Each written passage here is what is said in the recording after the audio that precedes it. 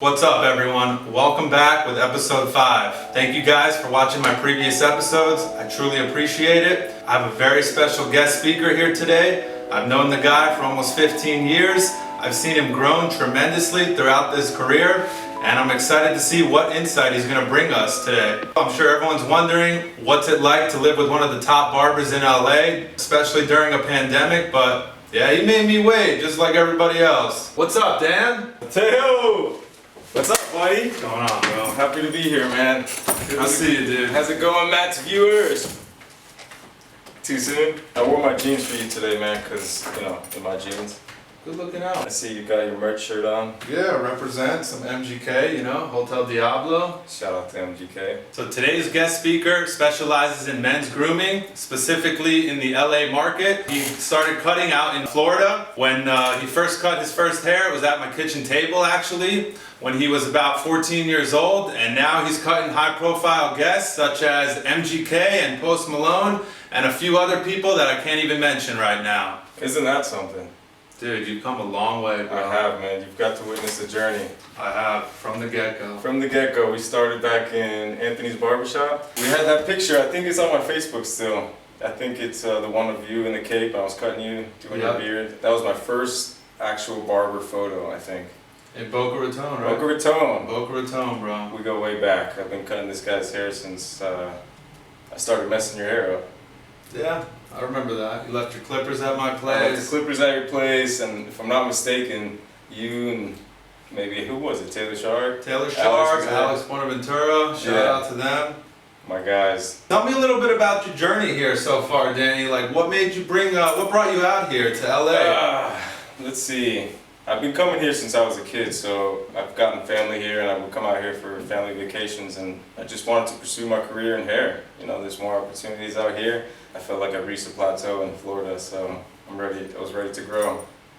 And now you're at the peak of your career. And now I'm at the peak, except the peak is going down right now because we're in the pandemic. But well, with that being said, during the pandemic, tell me about any procedures or different types of things you had to implement while you were cutting people during this whole pandemic. How's it been for you?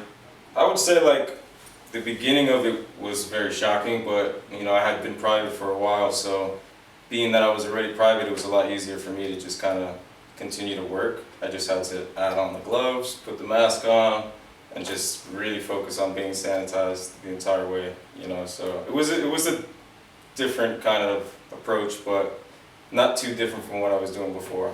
It had to be tricky. I mean, I know some of the guests or the clients that you cut up, they might have been a little hesitant of you entering their house and whatnot. Yeah, I mean, they know that I've been, private for a while, so I work with the higher end clientele, so I'm all over the place, but I'm kind of in more of an upscale setting, so it's been a little bit more trustworthy and where these people have been, where I've been, and so on and so forth. But got it. Now, the high-profile clients of yours, are they letting you cut them up during this time, or how's that going? At first, everyone took a pause, and it was kind of hard to get any kind of jobs, but they slowly started caving in and going crazy, so they ended up hiring me for some jobs. But it's been a little slower than usual, though, I'd imagine, right? Very slow. Except for you, you've been getting cut. Yeah, man, can't complain. That's one of the perks of living with a barber, guys. Gotta tell you that. I did notice as I'm driving around and whatnot that some of the barbershops that are open now, they're utilizing the outdoor space and they're using that space to go ahead and set up shop. What do you feel about that? I know that you're a freelance barber, but when you were in a shop, what would you have thought of that? I mean, I kind of know how it feels to work in a shop. I used to work in many shops, but I get where these guys are coming from. We just want to cut hair and we just want to continue to just making people look good. So it's probably tough to own a barbershop right now and take that hit, but whatever it takes to kind of keep afloat. I know that you do work for Babylist Pro, and you actually were featured in the top 10 barbers for the National Barber Association. Tell me a little bit about that. Babylist Pro, Babylist Pro, tomato, however you want to say it. Yeah, I've been with them for the past 4 years, and it's been an honor to work for such a good company, and they've given me the platform to teach and educate and do what I got to do to continue to grow in this industry. So that's been an honor. It also took, a spiral downhill once the pandemic happened. I had lots of classes booked, but they all ended up getting canceled, and it just kind of stopped for a minute. But Kind of freeze mode. yeah, I got the freeze mode. So, but during that time, it gave the opportunity for a lot of other companies to browse the web and just kind of network some more. And they came across my page, National Barbers Association, and featured me in the top 10 barbers to watch. It came out of the blue. It was cool, but it just goes to show, you work so hard, and even when the world stops, there's people still watching, and anything can happen just when it's at a complete stop. So. Well, the upside of this whole thing, I mean, it's kind of a blessing in disguise, and it gives you free time to work on some other things. And I mean, obviously living with you, I see some of the things that you're doing, some of the projects and products that you have in the work in progress. And you don't have to go too much in detail about that, but if you want to tell our viewers as far as what's coming down the pipeline, go ahead, man. Yeah, I am entering a different stage of my career right now, so I am hoping to create something that just I can share with the world and have something I can call my own. And I can't really share what I'm working on. It's confidential. It's confidential. I made them sign an NDA, to be honest.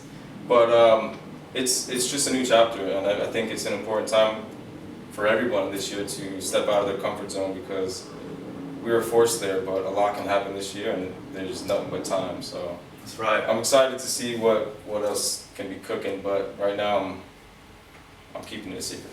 There you go.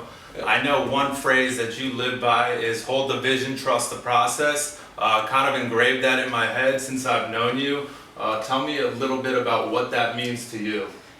That's just a quote I came across a very long time ago when I first moved here, and I knew I was moving to a place where there's lots of competition and lots of pressure to be, a celebrity hairdresser or just kind of get your name out there, period. So hold the vision, trust the process was something I stuck with because I had such a vision. I still do. Vision is very much instilled in me, and when you can see it so clearly and you have the vision, it's a matter of trusting the process, because a lot of people can look at the process and be overwhelmed when you look at it, and it kind of just makes you worry and makes you kind of reroute when you just kind of hold the vision and keep working and keep going through what you got to go through, and it'll come out the right way. Love it, dude. Love it. In other words, patience is key. Just trust the process, hold the vision, and you will get there in due time.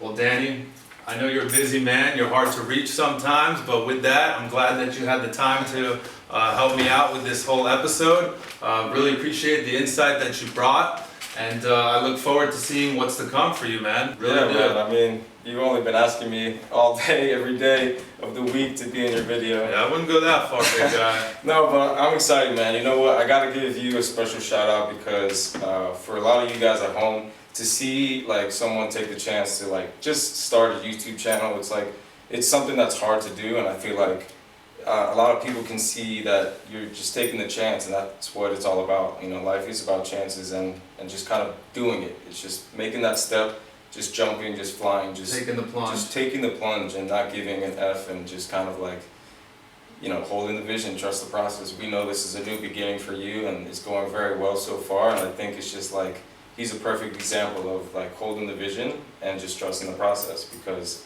there's going to be a beautiful outcome out of this. Dude, I appreciate it. Much love, much love. If you're ever out in LA, you need a fresh cut, hit this guy up. He's the real deal. And if you like what you saw on today's episode, feel free to comment, subscribe, and share your comments as far as what you liked about it and what you would like to see more of. Stay tuned for what's to come.